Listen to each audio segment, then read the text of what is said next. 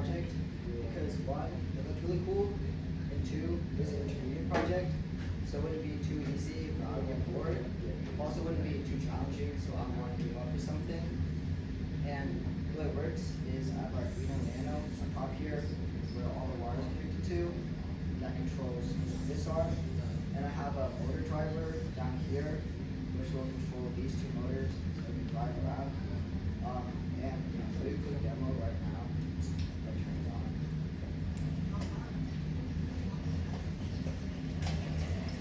So I have an app on this Android phone.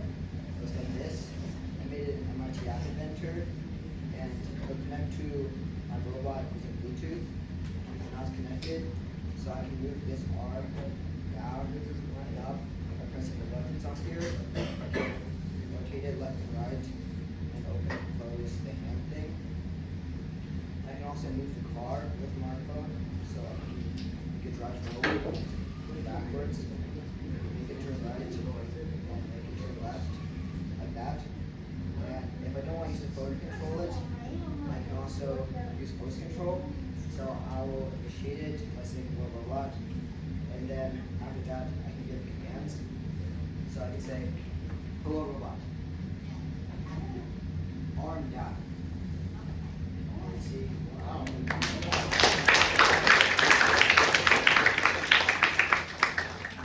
I can make it go up, down, left, and right. I'll show you it going up now. Hello robot, arm up. The arm will go up. And say arm stop. Arm stop. And the arm will stop like that. If I wanted the arm to stand straight up, if I wanted the arm to stand straight up, I can say hello robot, arm reset. It still wants to go down though because I wanted to go down earlier. I also move the car using my voice, so I can say hello robot, car forward. The car will move forward. I can say car stop. The car will stop. I'll turn off now.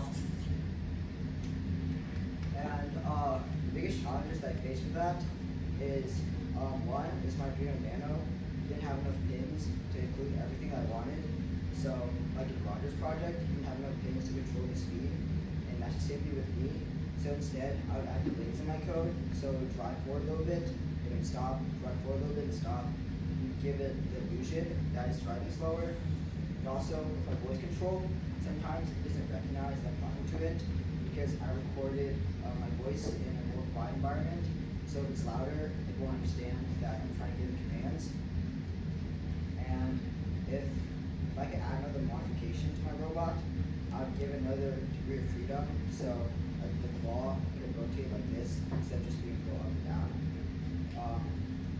And like what I learned from this is coding in Arduino, C++, and like a really big takeaway is if I was doing something new, which pretty much everything in this robot was new, I can kind of just throw myself into it and figure things out.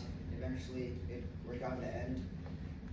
And yeah, I really learned a lot from BlueStamp, like troubleshooting. I made friends. Yeah, it was just a really fun experience overall, and that's my project.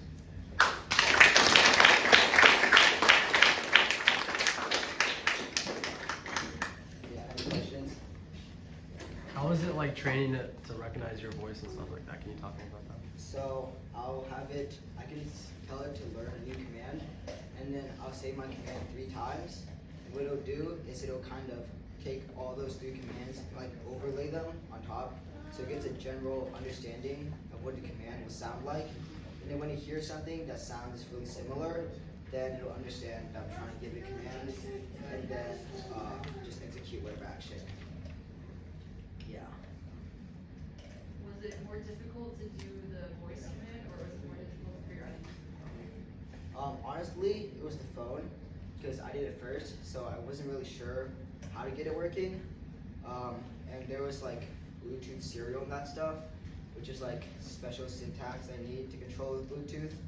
But once I learned how to get Bluetooth working, the voice control was pretty similar. So yeah. So just to add, what is asked? So is there any libraries in C++ which are readily available to recognize your own voice over there, which you can command? So like the company that made this came with a few already made commands, and there were like there's functions and that stuff that they provided, and a whole setup that I can pretty much just copy and paste. So I don't actually have to like program the entire thing on my own. I just have to give it the voice and then program each voice command to be a different action. So yeah.